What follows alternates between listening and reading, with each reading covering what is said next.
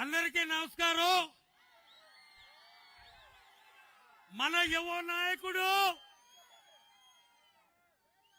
నారా చంద్రబాబు నాయుడు గారు తనయుడు, మన ముద్దుల మామయ్య బాలకృష్ణ గారి ముద్దుల అల్లుడు, మన యువకులకి ఎంతో ఉత్సాహాన్ని ఇస్తున్నటువంటి మన నారా లోకేష్ గారు ఈరోజు తూర్పు నియోజకవర్గానికి రావటం మనందరికీ ఎంతో ఆనందదాయకం.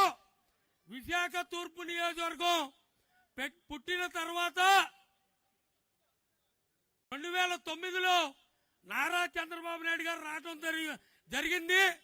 మరలా సుమారు 12-13 సంవత్సరాల తర్వాత తెలుగుదేశం పార్టీ జనసేన కార్యకర్తల సమావేశానికి నారా లోకేష్ గారు వచ్చినందుకు మనందరి తరపున నారా లోకేష్ గారికి నా హృదయపూర్వక ధన్యవాదాలు తెలియజేసుకుంటున్నాను. ముఖ్యంగా సార్, విశాఖ నగరంలో కానీ విశాఖ తూర్పు నియోజకవర్గంలో ప్రస్తుతం కానీ ప్రశాంతమైన విశాఖ నగరాన్ని గంజాయి వనం చేశారు సార్ ఈ వైసీపీ నాయకులు. ముందు రాగానే దాని మీద దృష్టి పెట్టవలసి ఉంది. మీ అందరికీ తెలుసు, రుషికొండని బోడిగుండు చేసి అక్కడ మన ప్రజల సొమ్ముతో భార్యాభర్తలు జగన్మోహన్ రెడ్డి వారి సతీమణి ఉండటం కోసం 500 కోట్ల రూపాయలు పెట్టి ప్రజా దుర్వినియోగం చేసి అక్కడ ప్యాలెస్ కడతం జరిగింది సార్. పేద ప్రజలకేమో సెంటు భూమి ఎక్కడ పద్మనాభం మండలం 50 కిలోమీటర్ల అవతల సార్. ఆ ఇళ్ల స్థలాల్లో వర్షం పడితే పడవలు వేసుకెళ్లాలి సార్. ఈయనకి మాత్రం సార్ బాబు సారీ బాబు ఏం లేదు సార్ అనొద్దు అంటున్నారు, బాబు అనమంటున్నారు. అది అలాగే బాబు. అటువంటి పరిస్థితుల్లో కనీసం విశాఖ నగరంలో భూ కబ్జాలు కానీ ప్రభుత్వ భూముల ఆక్రమణలు కానీ ఎన్నో చేయటం జరిగింది బాబు. మేము తెలుగుదేశం పార్టీ తరఫున అధ్యక్షుడు పల్లా శ్రీనివాస్ గారు కానీ నేను కానీ రుషికొండ విషయంలో కోర్టుకెళ్ళాం. డిస్ట్రిక్ట్ ట్రైనింగ్ సెంటర్ మీద స్టే తీసుకొచ్చాం. పోలీస్ క్వార్టర్స్ ఎకరం అమ్ముతుంటే స్టే తీసుకొచ్చాం. చంద్రబాబు నాయుడు గారు ఎంతో ప్రతిష్టాత్మకంగా తీసుకొచ్చిన లుల్లు గ్రూప్ 12 ఎకరాల ల్యాండ్ కూడా కోర్టులో అమ్మకుండా స్టే తీసుకురావడం జరిగింది. ఇదంతా జరిగిందంటే వైసీపీ నాయకులేమో భూభక్షకులు, తెలుగుదేశం పార్టీ నాయకులు కార్యకర్తలు భూరక్షకులు. ఎందుకంటే మనకు విశాఖపట్నం కూడుపెట్టింది. విశాఖపట్నం ప్రజల్ని, విశాఖపట్నాన్ని కాపాడవలసిన బాధ్యత మనందరి మీద ఉంది. హుదూద్ తుఫాను సమయంలో చంద్రబాబు నాయుడు గారు చేసిన సేవ మనందరికీ తెలుసు, గుర్తుపెట్టుకోవాలా. ప్రపంచంలో ఎక్కడా లేని విధంగా 4 రోజుల్లో కరెంటు నీళ్లు ఇచ్చిన ఘనత మన నాయకుడు నారా చంద్రబాబు నాయుడు గారిది. అందువల్లనే రాష్ట్రం అంతా వైసీపీ గాలి వీచినా విశాఖ నగరంలో 4 తెలుగుదేశం సీట్లు ఎమ్మెల్యేలు గెలిచామంటే అది చంద్రబాబు నాయుడు గారి ఘనతే. ఇంకొక విషయం ఏంటంటే కష్టకాలంలో ఉన్నప్పుడే వచ్చిన వాడు నిజమైన స్నేహితుడు. మీ అందరి తరఫున జనసేన నాయకుడు పవన్ కళ్యాణ్ గారికి నా హృదయపూర్వక ధన్యవాదాలు తెలియజేసుకుంటున్నాను. ఎందుకంటే ఈరోజు తెలుగుదేశం పార్టీ జనసేన ప్రభుత్వం ఏర్పాటు కాబోతోంది. ముఖ్యంగా సార్, విశాఖ నగరంలో ఎన్నో ఆస్తులకు దోపిడీ అయినాయి. ప్రభుత్వ భూములు, ప్రైవేటు భూములు. మన ప్రభుత్వం వచ్చిన వెంటనే వారి మీద తగిన చర్యలు తీసుకోవాలని బాధ్యత మీ మీద ఉందని నేను మరీ తెలియజేసుకుంటున్నాను సార్. అంతేకాకుండా రాష్ట్ర వ్యాప్తంగా మీ దగ్గర రెడ్ బుక్ ఉంది సార్. మా విశాఖ జిల్లాలో కానీ మా తూర్పు నియోజకవర్గంలో కానీ ఒక రెడ్ బుక్ లో పేర్లు ఉన్నాయి సార్.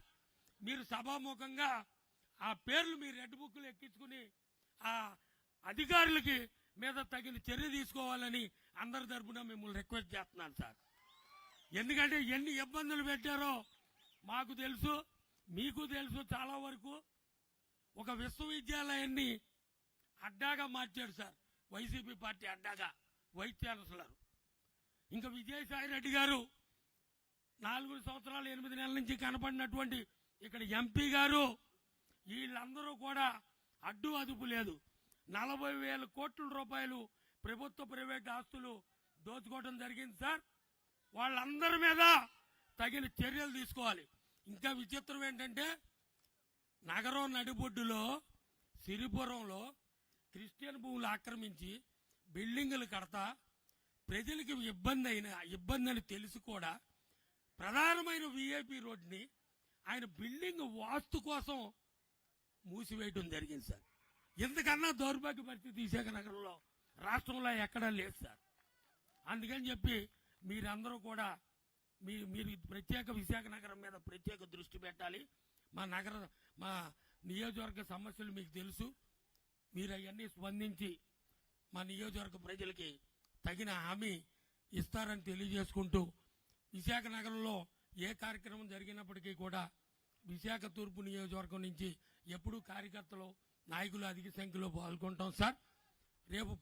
రేపు ప్రభుత్వం వచ్చిన వెంటనే మాకు తగిన పదవుల్లో ప్రమోషన్లో నాకు కాదు బాబు, కార్యకర్తలకి నాయకులకి తగిన ప్రాతినిధ్యం ఇవ్వాలని కోరుకుంటున్నాను సార్.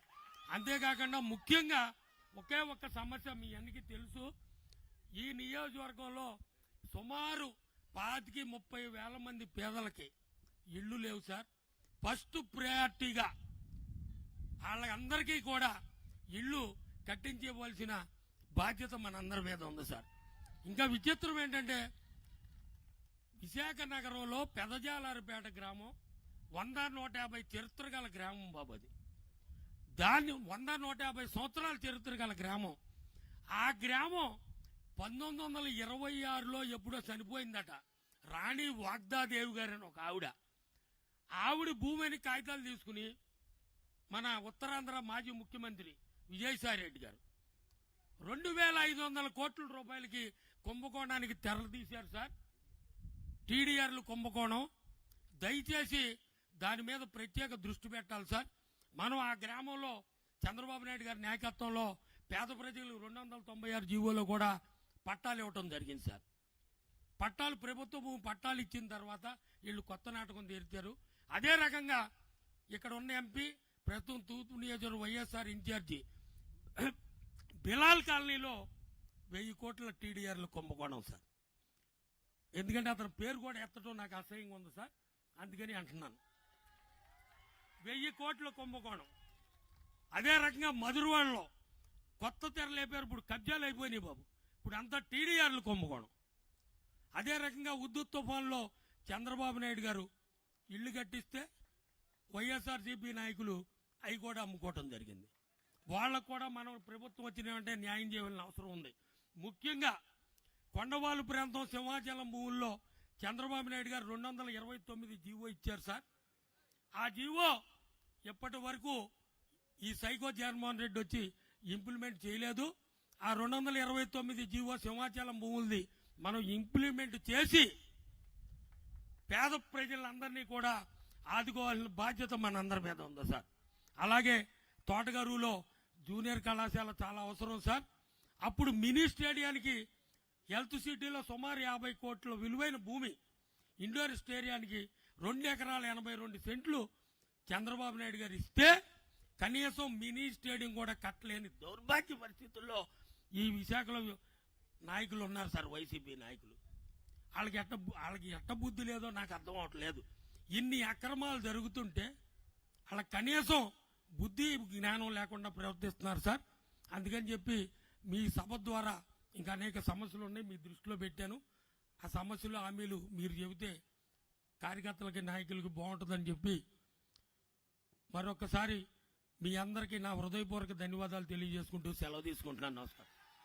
జోహార్ ఎన్టీఆర్, చంద్రబాబు నాయకత్వం, నారా లోకేష్ గారి నాయకత్వం, పవన్ కళ్యాణ్ గారి నాయకత్వం.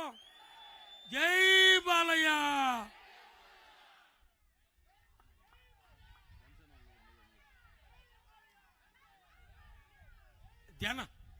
జనసేన నగర పార్టీ అధ్యక్షుడు నాకు మంచి మిత్రుడు ఎమ్మెల్సీ అయినటువంటి వంశీకృష్ణ శ్రీనివాస్ గారిని మాట్లాడవలసిందిగా కోరుకుంటున్నాను.